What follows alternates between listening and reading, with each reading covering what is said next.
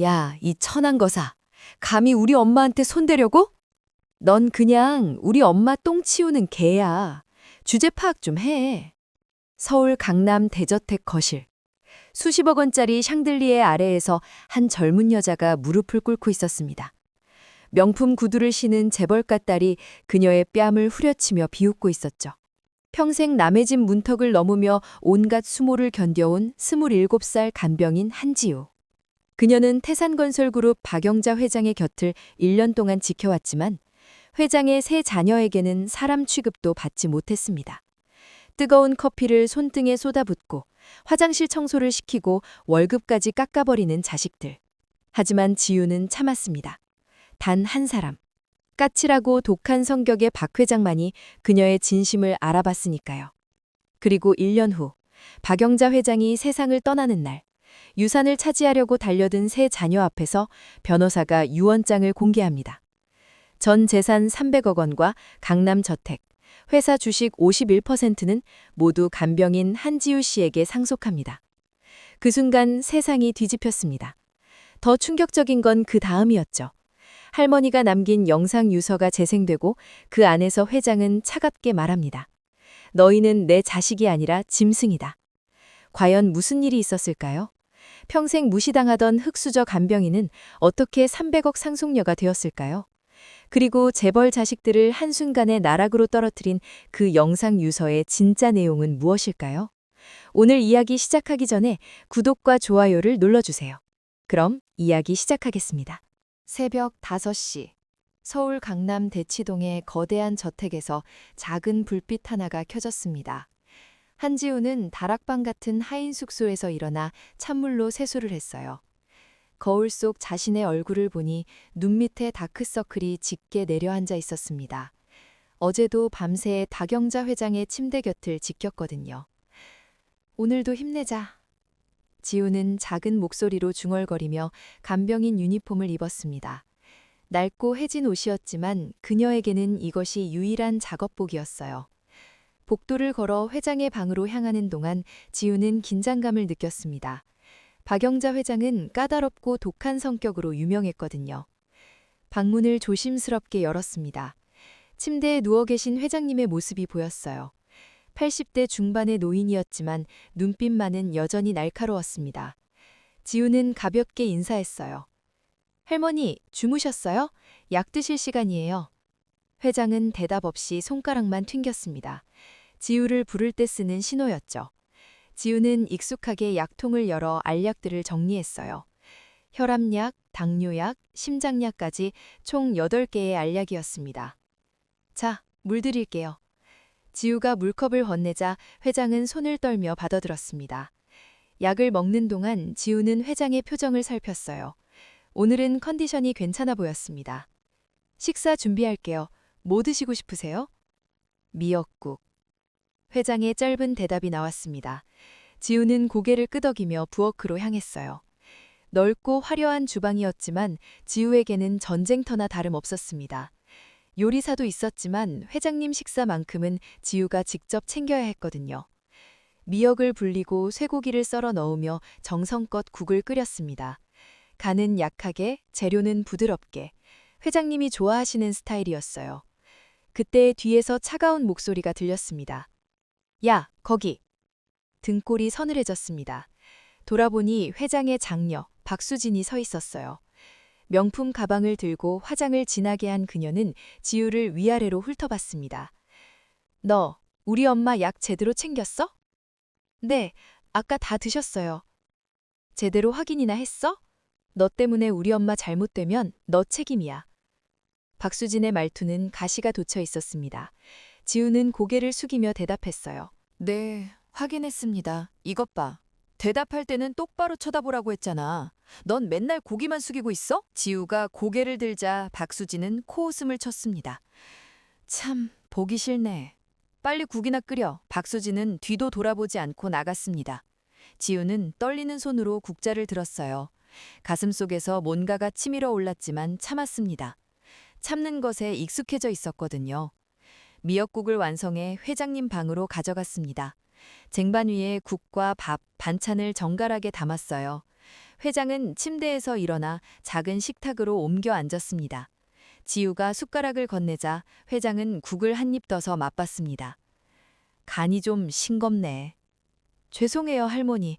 다시 끓여올까요? 아니야. 이 정도면 괜찮아. 회장은 천천히 식사를 하기 시작했습니다. 지우는 옆에서 조용히 서서 혹시 더 필요한 게 있는지 지켜봤어요. 식사가 끝나자 회장은 입을 닦으며 말했습니다. 지우야. 네, 할머니? 너 여기 온 지 얼마나 됐지? 1년 됐어요. 그래, 1년이나 됐구나. 회장의 눈빛이 잠시 흐려졌습니다. 무슨 생각을 하시는지 알 수 없었어요. 지우는 식기를 정리하며 조용히 물러났습니다. 오전 내내 지우는 쉴 틈이 없었습니다.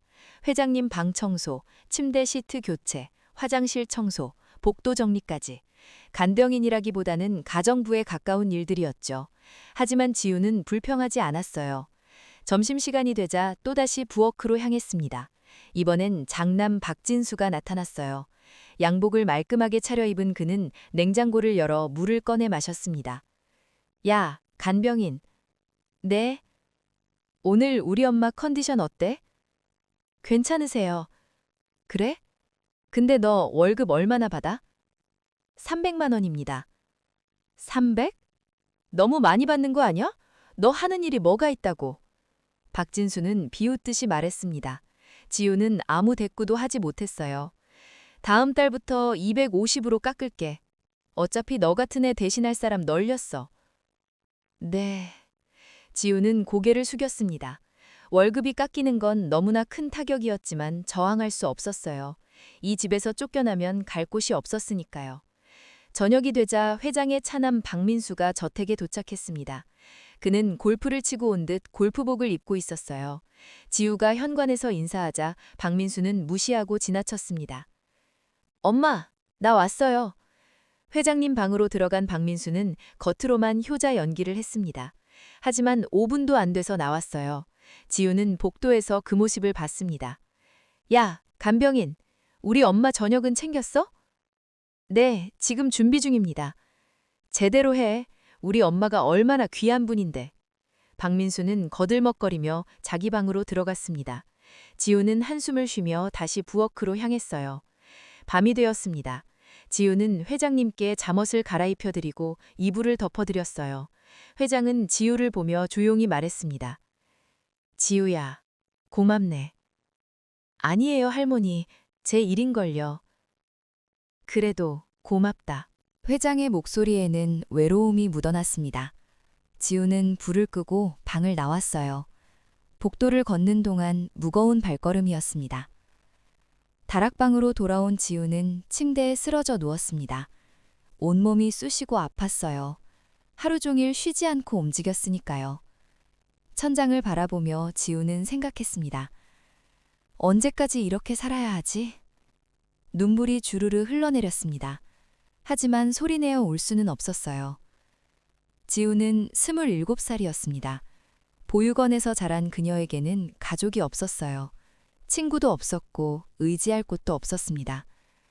간호조무사 자격증을 따서 병원에서 일하다가 더 많은 돈을 벌기 위해 개인 간병인이 되었죠. 처음 이 집에 왔을 때는 월급이 좋아서 기뻤습니다. 하지만 현실은 달랐어요. 박 회장의 세 자녀는 지우를 사람이 아닌 도구처럼 대했습니다. 욕을 하고 물건을 던지고 심지어 때리기까지 했어요. 그래도 지우는 버텼습니다. 다른 선택지가 없었으니까요. 보육원 출신의 학벌도 없는 그녀가 할 수 있는 일은 많지 않았습니다. 핸드폰을 켜서 통장 잔고를 확인했습니다. 1,000만 원 조금 넘는 금액이었어요. 1년 동안 악착같이 모은 돈이었습니다. 월세도 안 내고 식세도 저택에서 해결하며 모았죠. 조금만 더 참자. 조금만 더. 지우는 스스로를 다독이며 눈을 감았습니다. 내일도 똑같은 하루가 시작될 거라는 걸 알면서도 잠들어야 했어요.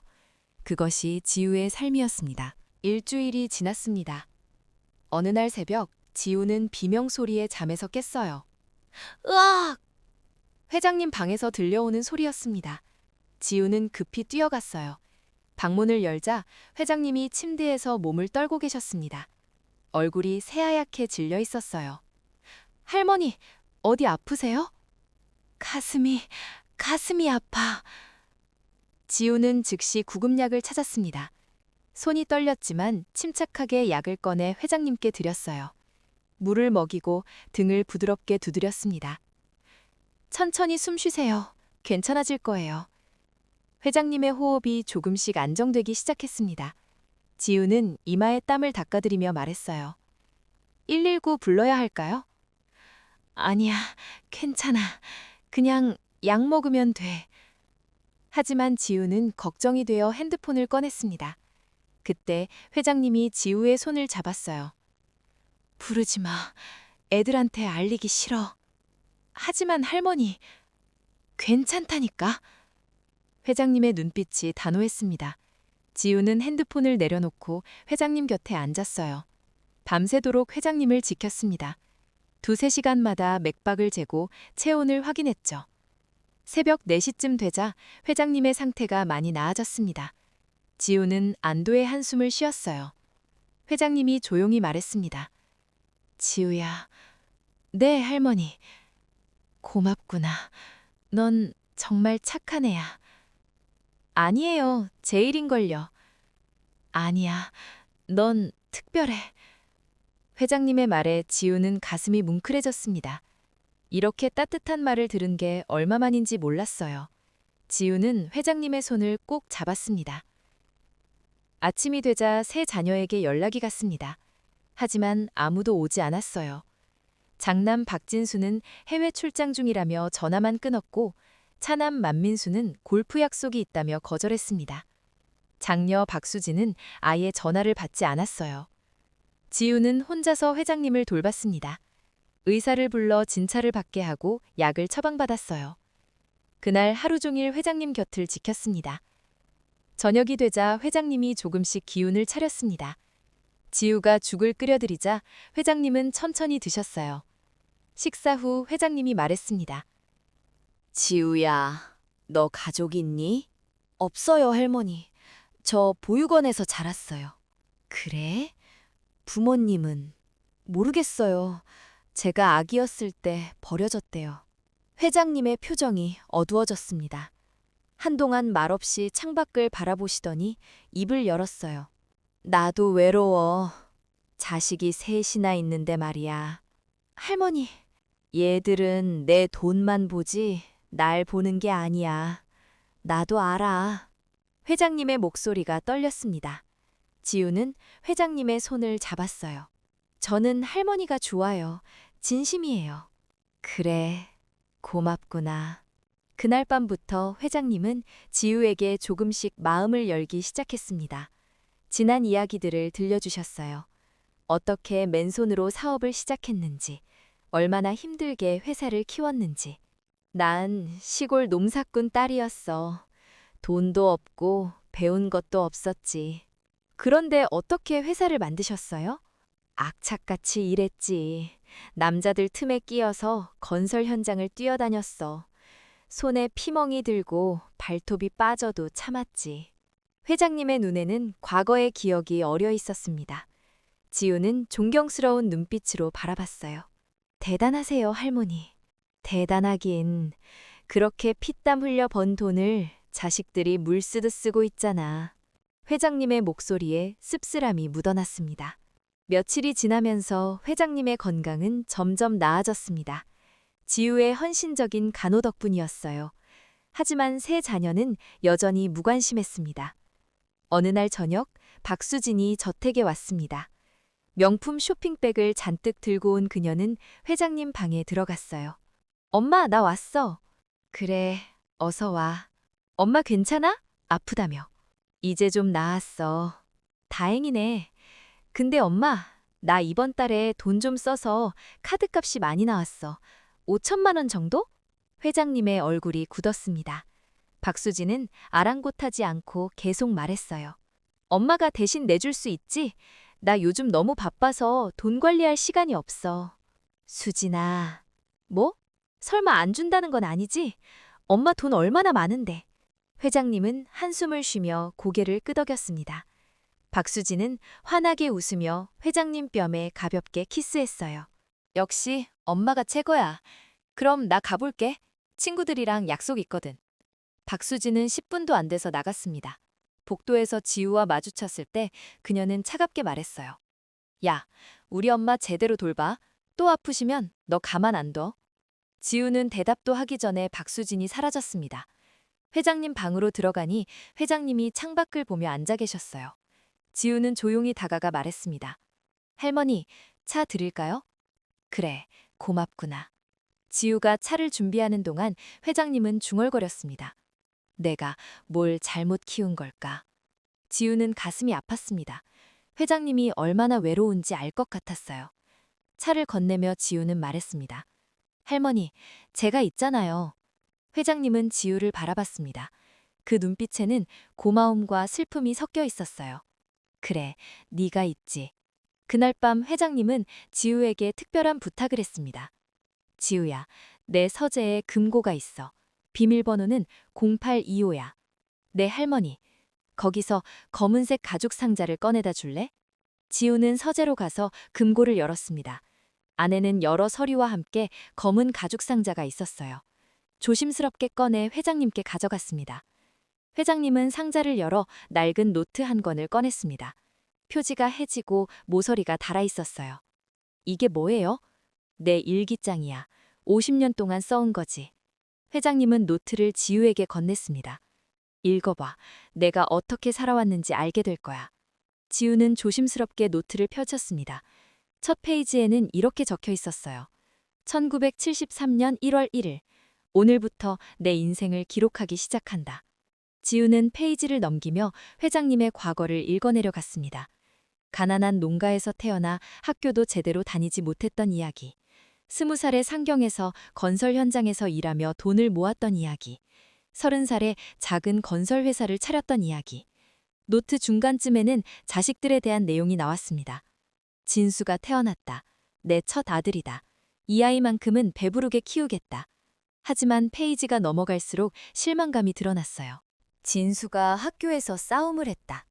돈으로 해결하려 한다. 민수가 외제차를 사달라고 조른다.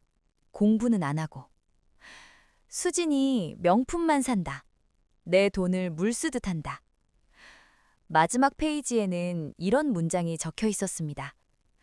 진짜 가족은 피가 아니라 마음으로 만들어지는 것이다. 지우는 노트를 덮으며 눈시울이 붉어졌습니다. 회장님이 조용히 말했어요. 지우야, 넌 내게 진짜 가족 같아. 할머니, 고맙다. 네가 있어서. 두 사람은 한동안 말없이 앉아 있었습니다. 창밖으로 달빛이 비쳐들고 있었어요. 그날 밤 지우와 회장님 사이에는 특별한 유대감이 생겼습니다. 다음 날 아침, 지우는 평소처럼 회장님께 아침 식사를 준비했습니다. 부엌에서 미역국을 끓이고 있을 때 뒤에서 목소리가 들렸어요. 야! 돌아보니 장남 박진수가 서 있었습니다. 양복을 빼입은 그는 팔짱을 끼고 지우를 노려봤어요. 너, 우리 엄마한테 뭐라고 한 거야? 네? 무슨 말씀이세요? 엄마가 요새 너만 찾더라. 뭔 짓을 한 거냐고? 지우는 당황했습니다. 아무 말도 할 수 없었어요. 박진수가 한 걸음 다가왔습니다. 너 혹시 우리 엄마 재산 노리는 거 아니야? 아니에요. 저는 그냥 제 일을 할 뿐이에요. 제 일? 웃기고 있네. 너 같은 애가 무슨 일을 제대로 해? 박진수는 냉장고 문을 확 열어 물을 꺼내 마셨습니다. 그리곤 빈 페트병을 바닥에 내던졌어요. 주워. 네? 주우라고. 쓰레기 줍는 게 네 일 아냐? 지우는 고개를 숙이고 페트병을 주었습니다. 박진수는 비웃으며 나갔어요. 지우의 손이 떨렸습니다. 모욕감에 눈물이 났지만 참았어요. 며칠 후 회장님의 건강이 다시 악화되었습니다.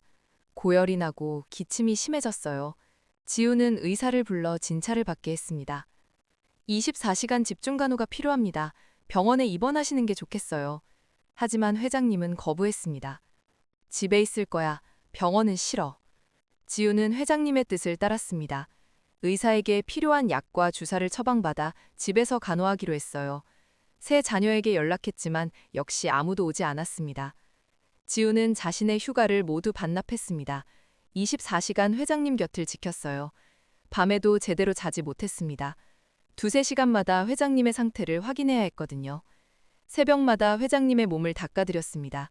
따뜻한 물에 수건을 적셔 조심스럽게 닦았어요. 침대 시트도 매일 갈아드렸습니다. 땀에 젖은 이불을 빨래하고 새 이불을 펴드렸죠. 식사도 특별히 신경 썼습니다. 소화가 잘 되는 죽을 끓여드렸어요. 회장님이 입맛이 없다고 하시면 여러 가지 반찬을 준비해서 입맛을 돋우려 노력했습니다. 일주일이 지나자 지우는 녹초가 되었습니다. 눈 밑에 다크서클이 짙어지고 얼굴이 야위었어요. 체중도 5kg이나 빠졌습니다. 하지만 지우는 멈추지 않았어요. 어느 날 저녁 세 자녀가 모두 저택에 왔습니다. 회장님 상태가 심각하다는 소식을 듣고 온 것이었어요. 하지만 그들은 회장님 방에 들어가지도 않았습니다. 거실에 모여 앉아 수근거렸어요. 지우는 복도에서 그 대화를 엿듣게 되었습니다. 엄마 많이 안 좋으신가 봐. 그러게, 이번엔 진짜 위험할지도 몰라. 유언장은 확인해 봤어? 아직. 변호사한테 물어봐야 할 것 같은데. 우리가 다 똑같이 나눠받는 거 맞지? 당연하지. 엄마가 우릴 얼마나 사랑하는데. 그들의 대화를 듣고 지우는 소름이 돋았습니다. 어머니가 아프신데 걱정은 안 하고 재산 이야기만 하다니요. 지우는 조용히 회장님 방으로 돌아갔어요. 회장님은 침대에 누워 천장을 바라보고 계셨습니다. 지우가 다가가자 회장님이 말했어요. 얘들 왔니? 네, 할머니. 거실에 계세요. 나한테 오진 않겠지? 네. 회장님은 쓸쓸하게 웃었습니다. 역시 그렇구나. 난 알고 있었어. 할머니, 괜찮아. 익숙해. 지우는 회장님의 손을 잡았습니다. 그 손은 차갑고 마른 손이었어요. 지우는 자신의 두 손으로 회장님 손을 감싸 따뜻하게 해드렸습니다. 그날 밤 박수진이 지우를 불렀습니다. 복도 구석으로 끌고 가서는 낮은 목소리로 협박했어요. 야, 너 우리 엄마한테 이상한 말 하지 마. 무슨 말씀이세요? 우리 험담 같은 거 네가 무슨 말을 하는지 다 알고 있어. 저는 아무 말도 안 했어요. 거짓말 하지 마. 엄마가 요새 우리한테 이상하게 대하신다고. 박수진은 지우의 팔을 세게 잡았습니다. 아팠지만 지우는 소리를 내지 않았어요. 만약에 네가 이상한 짓 하면 가만 안 둘 거야. 알았어? 네. 박수진은 지우를 밀쳐내고 자기 방으로 들어갔습니다. 지우는 팔을 만지며 고통을 참았어요. 멍이 들 것 같았습니다. 다음 날 지우는 회장님께 아침 식사를 드리고 있었습니다. 회장님이 식사 중에 갑자기 물었어요. 지우야, 너 왜 이렇게까지 하면서 여기 있니? 지우는 잠시 망설이다가 솔직하게 대답했습니다. 처음엔 돈 때문이었어요. 그래? 네, 저는 가진 게 없으니까요. 살기 위해서 일했어요. 회장님은 고개를 끄덕였습니다. 지우가 계속 말했어요. 하지만 이제는 달라요. 뭐가? 할머니를 보면 제가 어렸을 때 보육원에서 저를 돌봐주셨던 원장 선생님이 생각나요. 지우의 눈에 눈물이 맺혔습니다. 그분도 아무도 돌봐주지 않는 저를 가족처럼 대해주셨어요. 밥 먹여주시고 아플 때 약 주시고 밤에 무서워하면 손잡아 주셨어요. 그랬구나. 저는 그 은혜를 갚고 싶었는데 선생님이 돌아가시는 바람에 그러지 못했어요. 지우는 눈물을 닦았습니다. 그래서 할머니를 돌보는 게 제게는 그때의 빚을 갚는 일 같아요. 선생님께 못다한 효도를 할머니께 하는 거예요. 회장님의 눈에도 눈물이 고였습니다. 지우의 손을 꼭 잡으며 말했어요. 고맙다, 지우야. 정말 고맙구나. 아니에요, 할머니. 제가 더 감사해요. 왜? 할머니가 저를 필요로 해주셔서요. 저 같은 사람을 말이에요. 회장님은 지우를 꼭 안아주었습니다. 두 사람은 한동안 그렇게 안고 있었어요. 창 밖으로 햇살이 비쳐들고 있었습니다. 그날 밤 회장님은 변호사를 불렀습니다. 비서에게 연락해서 급히 오라고 했어요. 밤 10시쯤 변호사가 도착했습니다. 회장님은 변호사와 단둘이 서재에서 1시간 넘게 이야기를 나눴습니다. 지우는 밖에서 기다렸어요. 무슨 이야기를 하시는지 궁금했지만 감히 물을 수 없었습니다. 변호사가 나올 때 서류 가방을 들고 있었습니다. 회장님 방에 들어가니 회장님은 침대에 누워 계셨어요. 표정이 편안해 보였습니다. 할머니, 괜찮으세요? 응, 괜찮아. 이제 마음이 좀 편해졌어. 무슨 일 있으셨어요? 아니야, 그냥 정리할 게 있어서. 회장님은 더 이상 말하지 않았습니다. 지우도 더 묻지 않았어요. 회장님께 이불을 덮어드리고 불을 껐습니다. 한 달이 지났습니다. 회장님의 건강은 조금씩 나아지는 듯 했지만 완전히 회복되지는 않았어요. 지우는 여전히 24시간 회장님을 돌봤습니다. 어느 날 박수진이 저택에 친구들을 데려왔습니다. 명품 옷을 입은 여자들이 거실에서 수다를 떨었어요. 지우는 그들에게 차를 내왔습니다. 여기 차 드세요. 고마워. 박수진의 친구 중 한 명이 지우를 보며 물었어요. 수진아, 이 사람 누구야? 우리 엄마 간병인이야. 아, 그래? 젊은데 간병인을 하네? 뭐 별수 있어? 이런 일밖에 못하는 거지. 박수진과 친구들이 낄낄거리며 웃었습니다. 지우는 참으며 부엌으로 돌아갔어요. 가슴이 쓰렸지만 표정에 드러내지 않았습니다. 그날 오후 지우가 회장님 방을 청소하고 있을 때 박수진이 들어왔습니다. 친구들과 놀다가 잠깐 들른 것이었어요. 엄마, 나야. 응, 왔구나. 엄마 좀 어때? 그냥 그래. 박수진은 5분도 안 돼서 나가려 했습니다. 그때 회장님이 불렀어요. 수진아, 잠깐만. 왜? 앉아봐. 엄마가 할 말이 있어. 박수진은 마지못해 의자에 앉았습니다. 회장님이 말했어요. 너 요즘 돈 많이 쓰지? 엄마, 그게 무슨 소리야. 나 요즘 검소하게 살아. 카드값이 한 달에 2천만 원씩 나온다던데? 그건 필요한 거 사다 보니까 그래. 회장님은 한숨을 쉬었습니다. 수진아, 엄마가 언제까지 살 것 같니? 엄마, 무슨 그런 말을 해. 아니야, 진지하게 물어보는 거야. 박수진은 불편한 표정을 지었습니다. 엄마는 오래 사실 거야. 걱정하지 마. 그래, 고맙구나. 하지만 회장님의 목소리에는 실망이 묻어났습니다. 박수진은 급히 자리에서 일어났어요. 엄마, 나 친구들 기다려서 가볼게. 그래, 가거라. 박수진이 나간 후 회장님은 창밖을 바라봤습니다. 지우는 청소를 하다 말고 회장님께 다가갔어요. 할머니, 괜찮으세요? 응, 괜찮아. 하지만 회장님의 눈에는 눈물이 맺혀 있었습니다. 지우는 회장님 옆에 앉아 손을 잡아드렸어요. 두 사람은 말없이 앉아 있었습니다. 다음 날 회장님의 86세 생일잔치가 열렸습니다. 서울 시내 유명 호텔 대연회장을 빌렸어요. 수백 명의 하객이 초대되었고 화려한 꽃장식과 음식들이 준비되었습니다. 세 자녀는 최고급 정장을 차려입고 하객들을 맞이했어요.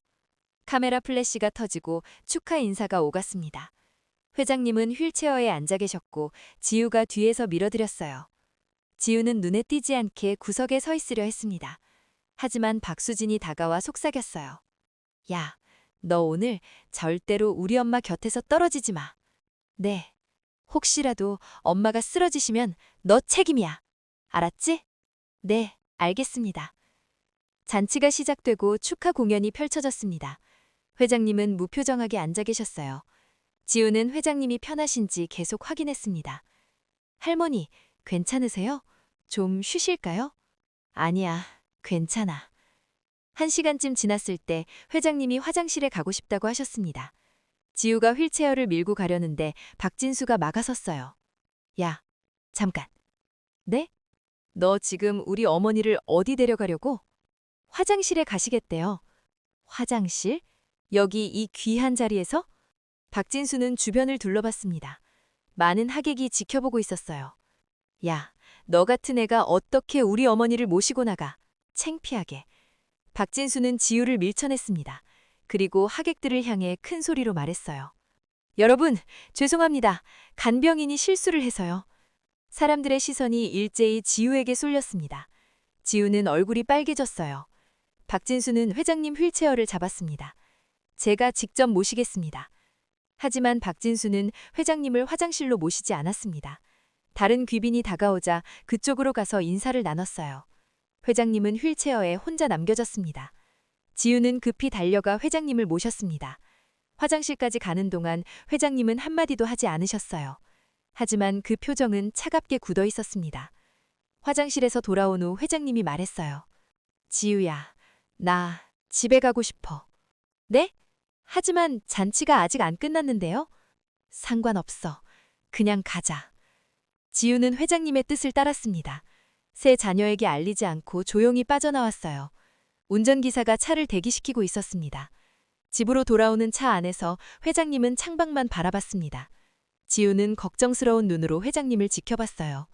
저택에 도착해서 회장님을 방으로 모시고 침대에 눕혀드렸습니다. 회장님이 지우의 손을 잡았어요. 지우야, 내 할머니 고맙다. 네가 있어서. 할머니, 너만이 진짜야. 너만 진짜 나를 생각해줘. 회장님의 눈에서 눈물이 흘러내렸습니다. 지우도 눈물을 참을 수 없었어요. 할머니, 저도 할머니가 좋아요. 진심이에요. 나도 너를 사랑한다, 지우야. 두 사람은 손을 꼭 잡고 있었습니다. 그날 밤 회장님과 지우의 유대는 그 어느 때보다 깊어졌습니다. 며칠 후 회장님은 다시 서재로 지우를 불렀습니다. 책상 위에는 여러 서류가 놓여 있었어요. 지우야, 앉아봐. 네, 할머니. 지우는 의자에 앉았습니다. 회장님이 진지한 표정으로 말했어요. 나한테 물어볼 게 있니? 무슨 말씀이세요? 내가 왜 너를 이렇게 대하는지. 지우는 고개를 저었습니다. 아니에요. 할머니가 저한테 잘해주셔서 감사해요. 그래, 고맙구나. 회장님은 서랍에서 오래된 사진 한 장을 꺼냈습니다. 흑백 사진이었어요. 젊은 여자와 어린 소녀가 함께 찍은 사진이었습니다. 이게 누구예요? 내 엄마야. 그리고 나. 지우는 놀라며 사진을 자세히 봤습니다. 젊은 여자는 회장님을 닮았어요. 우리 엄마는 나를 혼자 키우셨어. 아버지는 내가 태어나기 전에 돌아가셨거든. 그러셨군요. 엄마는 남의 집 식모로 일하며 나를 학교에 보냈어. 밤낮으로 일하셨지. 회장님의 목소리가 떨렸습니다. 나는 엄마를 위해 꼭 성공하겠다고 다짐했어. 그래서 악착같이 공부하고 일했지. 대단하세요, 할머니. 하지만 엄마는 내가 성공하는 걸 보지 못하고 돌아가셨어. 그리고 너는 진심으로 날 돌봐줘. 돈 때문이 아니라 마음으로. 할머니, 지우야, 나는 네가 내 딸 같아. 회장님이 지우를 꼭 안아주었습니다. 지우도 회장님을 안았어요. 두 사람은 한동안 그렇게 안고 있었습니다. 그날 밤 회장님은 지우에게 특별한 이야기를 했습니다. 지우야, 나는 곧 떠날 거야. 무슨 말씀이세요? 의사가 말했어. 길어야 몇 달이를. 지우는 충격을 받았습니다. 아니에요, 할머니. 할머니는 괜찮으실 거예요. 아니야, 나는 알아. 내 몸이니까. 회장님은 침착하게 말했습니다. 난 죽는 게 두렵지 않아. 오히려 편안해. 할머니, 하지만 한 가지 걱정이 있어. 뭔데요? 너야. 내가 떠나면 너는 어떻게 될까? 지우는 눈물을 흘렸습니다. 괜찮아요, 할머니. 저는 알아서 잘 살아요. 아니야, 나는 네가 걱정돼. 회장님은 지우의 눈물을 닦아주었습니다. 그래서 준비를 해뒀어. 준비요? 응, 너를 위한 선물. 회장님은 더 이상 말하지 않았습니다. 지우도 더 묻지 않았어요. 두 사람은 말없이 앉아 있었습니다. 다음 날부터 회장님의 건강은 급격히 나빠졌습니다. 침대에서 일어나지 못하고 식사도 거의 하지 못했어요. 지우는 더욱 정성껏 간호했습니다. 세 자녀는 여전히 무관심했습니다. 가끔 들르긴 했지만 10분도 채 머물지 않았어요. 회장님은 그런 자식들을 보며 아무 말도 하지 않았습니다. 어느 날 밤 회장님이 지우를 불렀습니다. 지우야, 내 변호사한테 전화해줘. 지금요? 밤인데요? 괜찮아. 급한 일이야. 지우는 변호사에게 전화를 걸었습니다. 변호사는 30분 후에 도착했어요. 회장님과 변호사는 서재에서 1시간 넘게 이야기를 나눴습니다. 변호사가 나갈 때 지우에게 말했습니다. 한씨, 회장님께서 당신을 정말 아끼십니다. 네? 감사합니다. 앞으로 놀라운 일이 생길 거예요. 준비하세요. 변호사는 의미심장한 미소를 지으며 떠났습니다. 지우는 무슨 뜻인지 몰랐어요. 한 달이 더 지났습니다. 회장님의 상태는 계속 악화되었어요. 이제는 말하는 것조차 힘들어 하셨습니다. 지우는 밤낮 없이 회장님 곁을 지켰습니다. 어느 날 새벽, 회장님이 갑자기 눈을 뜨며 지우의 손을 잡았습니다. 지우야. 네, 할머니, 여기 있어요. 고맙다. 정말 고마워. 할머니, 힘내세요. 괜찮아질 거예요. 회장님은 고개를 저었습니다. 아니야. 이제 시간이 됐어. 할머니, 울지 마. 나는 행복해. 너를 만나서. 회장님의 손에서 힘이 빠지기 시작했습니다. 지우는 다급히 의사를 불렀어요. 하지만 이미 늦었습니다. 새벽 5시, 박영자 회장은 평화롭게 눈을 감았습니다. 지우는 회장님의 손을 꼭 잡고 울었어요. 할머니, 할머니! 눈물이 멈추지 않았습니다. 지우는 회장님의 얼굴을 정성껏 닦아드렸어요. 마지막 모습이 아름답도록. 세 자녀에게 연락이 갔습니다. 하지만 그들은 다음 날 아침에야 나타났어요. 박진수는 골프 약속을 마치고 왔고 박민수는 해외에서 급히 돌아왔으며 박수진은 미용실을 다녀온 후에 왔습니다. 장례식 준비가 시작되었습니다. 세 자녀는 장례식보다 유산 분배에 더 관심이 많았어요. 지우는 그런 모습을 보며 가슴이 아팠습니다. 장례식은 성대하게 치러졌습니다. 수천 명의 조문객이 찾아왔어요. 세 자녀는 슬픈 척 눈물을 흘리며 인사를 받았습니다. 하지만 지우는 그들의 눈물이 가짜라는 걸 알았어요. 사흘간의 장례식이 끝났습니다. 이제 유언장 공개만 남았어요. 세 자녀는 기대에 찬 표정으로 회의실에 모였습니다. 변호사가 들어와 서류 가방을 열었습니다. 세 자녀는 긴장한 표정으로 앉아 있었어요. 지우도 한쪽 구석에 서 있었습니다. 자, 그럼 고인의 유언장을 공개하겠습니다. 변호사가 봉투를 열었습니다. 세 자녀는 숨을 죽이고 지켜봤어요. 고인 박영자 회장의 뜻에 따라 전 재산은 다음과 같이 분배됩니다. 변호사가 서류를 읽기 시작했습니다. 강남 본가 저택, 가치 150억 원은 한지우 씨에게 상속합니다. 박진수가 벌떡 일어났습니다. 잠깐, 이게 무슨 소리예요? 변호사는 침착하게 계속 읽었습니다. 스위스 은행 예금 300억 원은 한지우 씨에게 상속합니다. 말도 안 돼. 박수진이 소리쳤습니다. 골동품 컬렉션 일체, 가치 약 50억 원은 한지우 씨에게 상속합니다. 박민수가 책상을 쳤습니다. 이건 위조된 거예요. 우리 엄마가 이런 유언장을 쓸 리 없어. 변호사는 계속 읽었습니다.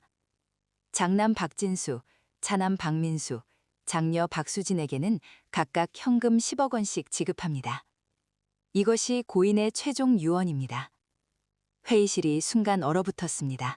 세 자녀는 믿을 수 없다는 표정이었어요. 지우도 충격을 받아 말을 잃었습니다. 박진수가 변호사에게 달려들었습니다. 이건 사기야. 저 여자가 우리 엄마를 속인 거라고. 진정하세요. 이 유언장은 법적으로 완벽합니다. 아니야. 우리가 친자식인데 10억씩만 받는다고? 말도 안 돼. 박수진도 울며 소리쳤습니다. 저 여자가 우리 엄마한테 무슨 짓을 한 거예요? 세뇌를 시킨 거 아니에요? 변호사는 차분하게 대답했습니다. 고인께서는 정신이 온전한 상태에서 이 유언장을 작성하셨습니다. 의사의 확인도 받으셨고요. 그래도 이건 말이 안 돼. 박민수가 지우를 노려봤습니다. 야, 너 우리 엄마한테 뭐라고 한 거야? 지우는 떨리는 목소리로 대답했습니다. 저는 아무것도 안 했어요. 할머니께서 결정하신 거예요. 거짓말, 네가 꼬드긴 거잖아. 세 자녀는 지우를 향해 욕설을 퍼부었습니다. 지우는 눈물을 흘리며 서 있었어요. 그때 변호사가 말했습니다. 한 가지 더 있습니다. 뭐가 더 있어요? 고인께서는 이런 상황을 예상하시고 영상 유서를 남기셨습니다. 변호사는 노트북을 꺼내 화면을 켰습니다. 모두의 시선이 화면에 쏠렸어요. 화면에 박영자 회장의 모습이 나타났습니다. 화면 속 박영자 회장은 침대에 앉아 카메라를 똑바로 응시하고 있었습니다. 얼굴은 야위었지만 눈빛만은 또렷했어요. 진수야, 민수야, 수진아. 이 영상을 보고 있다면 나는 이미 세상을 떠났겠구나. 회장의 목소리가 회의실에 울려 퍼졌습니다. 세 자녀는 숨을 죽이고 화면을 봤어요. 너희는 내 자식이다. 내가 10달 동안 뱃속에 품고 낳은 피부치지. 박수진이 눈물을 글썽했습니다. 하지만 너희는 짐승만도 못하다. 세 자녀의 얼굴이 굳어졌습니다. 너희는 평생 내 돈만 바라봤어. 단 한 번도 엄마인 나를 사랑한 적이 없었지. 회장의 목소리가 차갑게 식어갔습니다. 내가 아플 때 너희는 어디 있었니? 골프장? 해외여행? 파티장? 박진수가 고개를 숙였습니다. 나는 밤새 고통 속에서 죽을 것 같았어. 하지만 너희 중 누구도 내 곁에 없었지. 회장의 눈에서 눈물이 흘러내렸습니다. 그때 내 곁에 있던 사람은 지우였어. 남도 아닌 간병인이 밤새 내 손을 잡아줬지. 지우도 눈물을 흘렸습니다. 지우는 내가 외로울 때 말벗이 되어줬어. 내가 아플 때 약을 챙겨줬고, 내가 힘들 때 등을 쓸어줬지. 회장님이 카메라를 똑바로 보며 말했습니다. 진수야, 너는 내가 쓰러졌을 때 해외 출장 때문에 못 온다고 했지. 하지만 나는 알아. 너 골프 치러 갔다는 거. 박진수의 얼굴이 창백해졌습니다. 민수야, 너는 내 생일 잔치에 10분도 안 머물다가 나갔지. 친구들이랑 술 마시러 간다면서. 박민수가 고개를 숙였습니다. 수진아, 너는 내가 아프다고 했을 때 미용실 약속이 있다며 다음에 보자고 했어. 박수진이 눈물을 흘렸습니다. 너희는 내가 죽기만 기다렸어. 내 재산을 물려받기 위해서. 회장의 목소리가 떨렸습니다. 너는 너희를 사랑했어. 너희가 행복하길 바랐지. 그래서 뭐든 다 해줬어. 하지만 너희는 그걸 당연하게 여겼어. 내가 ATM 기계인 줄 알았지. 회장은 잠시 말을 멈췄습니다. 지우는 달랐어. 지우는 내게 아무것도 바라지 않았어. 그냥 진심으로 나를 돌봐줬지. 지우는 자기 휴가를 포기하고 밤새 내 곁을 지켰어. 자기 월급이 깎여도 불평하지 않았지. 지우는 너희가 나를 모욕할 때도 묵묵히 참았어. 나를 위해서. 회장의 눈빛이 따뜻해졌습니다. 그래서 나는 결심했어. 내 전 재산을 지우에게 주기로. 세 자녀가 소리를 질렀지만 영상은 계속되었습니다. 너희한테는 각각 10억씩 준다. 그것도 많은 거야. 너희가 나한테 한 게 뭐가 있어. 회장은 단호하게 말했습니다. 진수야, 너는 회사 돈을 횡령했지. 내가 다 알아. 5억 원을 빼돌린 거. 박진수가 벌떡 일어났습니다. 민수야, 너는 도박으로 10억을 날렸어. 그것도 내가 준 돈으로. 박민수의 얼굴이 새하얗게 변했습니다. 수진아, 너는 남편 몰래 다른 남자를 만났지. 그 남자한테 명품 가방을 사주면서. 박수진이 비명을 질렀습니다. 나는 다 알고 있었어. 하지만 참았어. 너희가 내 자식이니까. 회장은 눈물을 닦았습니다. 하지만 이제는 끝이야. 너희는 더 이상 내 자식이 아니다. 지우야, 회장이 카메라를 향해 미소를 지었습니다. 이 영상을 보고 있다면 나는 이미 내 곁을 떠났구나. 미안해. 지우는 울먹이며 화면을 봤습니다. 너는 내 진짜 딸이야. 피는 안 섞였지만 마음으로 연결된 딸. 내 전 재산을 너한테 줘. 잘 쓰렴. 그리고 행복하게 살아. 회사는 네가 운영해. 네가 잘할 거라고 믿어. 이 못난 할머니를 용서해줘. 네가 고생하는 걸 보면서도 막지 못해서. 회장은 카메라를 향해 손을 흔들었습니다. 사랑한다, 지우야. 내 딸. 영상이 끝났습니다. 회의실에는 무거운 침묵이 흘렀어요. 세 잔이는 말없이 앉아 있었습니다. 분노도 항변도 할 수 없었어요. 자신들의 악행이 모두 폭로되었으니까요. 지우는 눈물을 흘리며 화면을 바라봤습니다. 회장님의 마지막 모습이 머릿속에 각인되었어요. 변호사가 노트북을 닫으며 말했습니다. 이상입니다. 유언장 집행은 즉시 시작됩니다. 박진수가 자리에서 일어났습니다. 변호사님, 우리 항소할 거예요. 이건 말이 안 돼. 하셔도 됩니다. 하지만 소용없을 겁니다. 고인의 뜻은 명확하니까요. 박진수는 지우를 노려봤습니다. 너 두고 봐. 이대로 안 끝나. 하지만 지우는 더 이상 무섭지 않았습니다. 회장님이 지켜주고 계셨으니까요. 일주일이 지났습니다.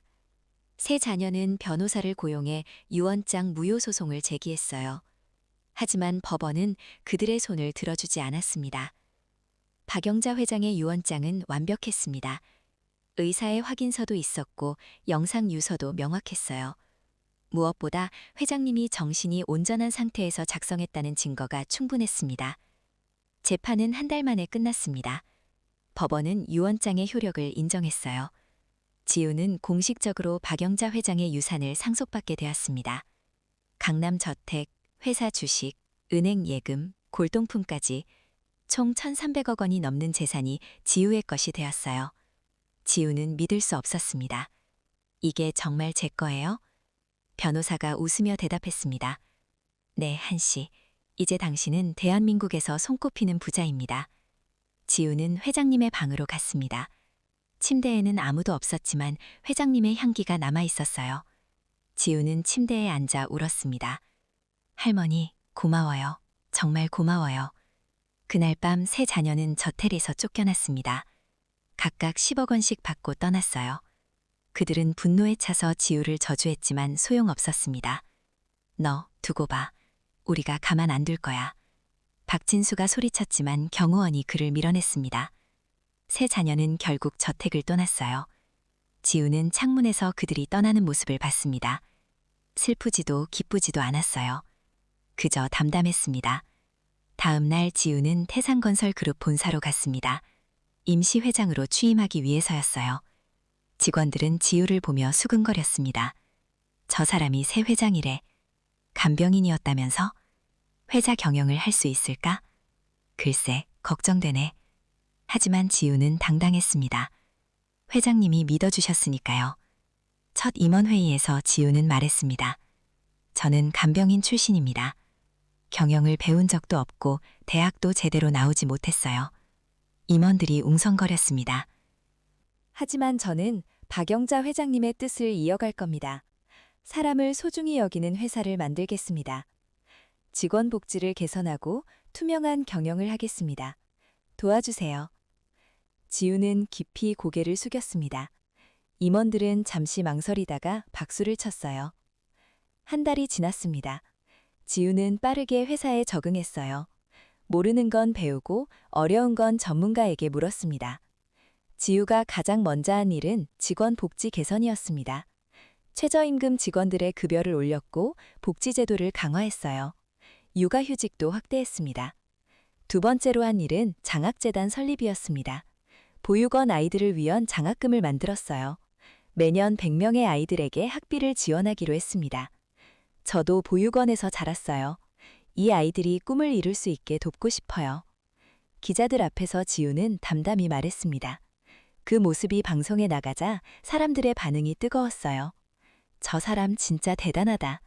간병인에서 재벌 회장까지 현대판 신데렐라네. 박영자 회장님의 선택이 옳았어. 한편 세 자녀는 몰락의 길을 걸었습니다. 박진수는 횡령 혐의로 검찰 조사를 받았고 박민수는 도박 빚에 쪼들렸으며 박수진은 남편에게 버림받았어요. 그들은 지우에게 용서를 빌러왔습니다. 제발 우리 좀 도와줘. 우린 갈 곳이 없어. 하지만 지우는 단호하게 거절했습니다. 할머니께서 각자 10억씩 주셨잖아요. 그걸로 사세요. 그 돈은 다 써버렸어. 제발. 그건 저와 상관없는 일이에요. 돌아가세요. 지우는 문을 닫았습니다. 더 이상 그들에게 동정심을 느끼지 않았어요. 1년이 지났습니다. 지우는 이제 훌륭한 경영인이 되어 있었어요. 태산건설그룹은 더욱 성장했고 직원들의 만족도도 높아졌습니다. 지우는 회장님의 생일이 되는 날마다 묘소를 찾았습니다. 국화꽃을 바치고 긴 시간 앉아 있었어요. 할머니, 저 잘하고 있어요. 할머니 뜻대로 사람을 소중히 여기는 회사를 만들고 있어요. 바람이 불어왔습니다. 마치 회장님이 대답하는 것 같았어요. 보고 싶어요, 할머니. 정말 많이. 지우는 눈물을 흘렸습니다. 슬픔이 아닌 그리움의 눈물이었어요. 어느 날 지우는 회장님의 서재를 정리하다가 또 다른 편지를 발견했습니다. 봉투에는 지우에게라고 적혀 있었어요. 조심스럽게 열어보니 회장님의 필체로 쓴 편지가 들어 있었습니다. 지우야, 이 편지를 읽고 있다면 나는 이미 내 곁을 떠났겠구나. 나는 네가 이 편지를 언제 찾을지 모르겠구나. 하지만 언젠가는 찾을 거라고 믿어. 지우야, 고맙다. 네가 내 인생의 마지막을 아름답게 만들어줘서. 나는 평생 외로웠어. 돈은 많았지만 진짜 가족은 없었지. 자식들은 나를 사랑하지 않았어. 돈만 사랑했지. 하지만 너는 달랐어. 너는 나를 진심으로 대해줬어. 네가 내 손을 잡아줄 때, 내가 아플 때 약을 챙겨줄 때, 밤새 내 곁을 지켜줄 때, 나는 정말 행복했어. 그래서 너한테 내 전 재산을 주기로 했어. 자식들이 반대할 거라는 건 알고 있었어. 하지만 상관없어. 너는 그럴 자격이 있어. 지우야, 이 돈을 잘 써라. 네가 원하는 대로 살아. 하지만 한 가지만 부탁할게. 다른 사람들을 도와줘. 너처럼 힘든 사람들을. 네가 받은 사랑을 나눠줘. 그게 내 마지막 소원이야. 사랑한다, 지우야. 너는 내 딸이야. 영원히. 할머니가. 지우는 편지를 가슴에 꼭 안았습니다. 눈물이 멈추지 않았어요. 할머니, 약속할게요. 할머니의 사랑을 나눌게요. 그날부터 지호는 더욱 열심히 일했습니다. 회사를 키우고 사람들을 도왔어요. 보육원에 10억 원을 기부했습니다. 새 건물을 지을 수 있도록이요. 노인 요양원에도 5억 원을 기부했습니다. 간병인들의 처우를 개선하도록이요. 그리고 어려운 사람들을 위한 재단을 만들었습니다. 박영자 사랑재단이라는 이름으로요. 언론은 지우의 이야기를 대서특필했습니다. 간병인에서 재벌 회장으로, 그리고 이제는 자선가로. 한지우 회장, 받은 사랑을 나누다. 진짜 성공이란 무엇인가를 보여주는 사람. 하지만 지우는 칭찬에 관심이 없었습니다. 그저 회장님의 뜻을 이루고 싶었을 뿐이에요. 2년이 지났습니다. 어느 겨울날 지우는 강남 저택 거실에 앉아 있었습니다. 벽난로에 불이 타오르고 있었어요. 창밖으로 눈이 내리고 있었습니다. 지우는 따뜻한 차를 마시며 창밖을 바라봤어요. 전화벨이 울렸습니다. 비서의 목소리가 들렸어요. 회장님, 박진수 씨가 찾아오셨습니다. 들어오라고 하세요. 잠시 후 박진수가 들어왔습니다. 2년 전과는 많이 달라진 모습이었어요. 수척하고 늙어 보였습니다. 앉으세요. 지우가 말했습니다. 박진수는 조심스럽게 소파에 앉았어요. 무슨 일로 오셨어요? 나 용서를 빌러왔어. 박진수의 목소리가 떨렸습니다. 나는 정말 잘못했어. 엄마한테도, 너한테도. 이제 와서 무슨 소용이에요? 알아. 하지만 말하고 싶었어. 박진수는 고개를 숙였습니다. 엄마가 돌아가신 후에 깨달았어. 내가 얼마나 큰 실수를 했는지. 돈이 다가 아니었어. 엄마의 사랑이 진짜 보물이었는데. 박진수의 눈에서 눈물이 떨어졌습니다. 나는 그걸 너무 늦게 알았어. 지우는 차를 한 모금 마셨습니다. 박 전무님. 응? 할머니께서는 당신들을 사랑하셨어요. 마지막까지. 박진수가 고개를 들었습니다. 다만 실망하셨을 뿐이에요. 사랑이 없어서가 아니라. 할머니께서 원하신 건 돈이 아니라 진심이었어요. 그걸 당신들이 몰랐을 뿐이죠. 지우는 창밖을 바라봤습니다. 이제라도 깨달으셨다니 다행이에요. 박진수는 한동안 말없이 앉아 있었습니다. 그리곤 일어나 지우에게 깊이 고개를 숙였어요. 고맙다. 그리고 미안해. 박진수는 그렇게 떠났습니다. 지우는 그의 뒷모습을 바라봤어요. 더 이상 미움도 분노도 없었습니다. 그날 저녁 지우는 회장님의 묘소를 찾았습니다. 눈이 내려 묘비가 하얗게 덮여 있었어요. 할머니, 오늘 박진수 씨가 찾아왔어요. 용서를 빌더라고요. 지우는 묘비의 눈을 쓸어냈습니다. 저는 용서했어요. 할머니께서 원하셨을 것 같아서요. 바람이 불어왔습니다. 따뜻한 바람이었어요. 할머니, 저 행복해요. 할머니 덕분에 새로운 삶을 살고 있어요. 회사도 잘 되고 있고 많은 사람들을 도울 수 있어요. 하지만 가끔 외로워요. 할머니가 보고 싶어요. 지우는 눈물을 흘렸습니다. 그래도 괜찮아요. 할머니께서 제 마음속에 계시니까요. 할머니의 사랑을 기억하며 살게요. 영원히. 지우는 국화꽃을 놓고 묘소를 떠났습니다. 눈은 여전히 내리고 있었어요. 차를 타고 저택으로 돌아오는 길, 지우는 창밖을 바라봤습니다. 서울의 야경이 반짝이고 있었어요. 27세 보육원 출신 간병인이었던 한지우. 이제는 대한민국에서 손꼽히는 기업인이 되었습니다. 하지만 그녀에게 가장 소중한 건 돈이 아니었어요. 박영자 회장이 남겨준 사랑이었습니다. 저택에 도착한 지우는 회장님의 방으로 갔습니다. 아직도 그대로 보존하고 있었어요. 침대에 앉아 회장님의 일기장을 펼쳤습니다. 마지막 페이지를 다시 읽었어요. 진짜 가족은 피가 아니라 마음으로 만들어지는 것이다. 지우는 미소를 지었습니다. 맞아요, 할머니. 우리는 진짜 가족이었어요. 창밖으로 눈이 계속 내리고 있었습니다. 하얗고 아름다운 눈이요. 지우는 창가에 서서 하늘을 올려다봤습니다. 어딘가에서 회장님이 지켜보고 계실 것 같았어요. 사랑해요, 할머니. 제 진짜 엄마. 그날 밤 지우는 평화롭게 잠들었습니다. 더 이상 외롭지 않았어요.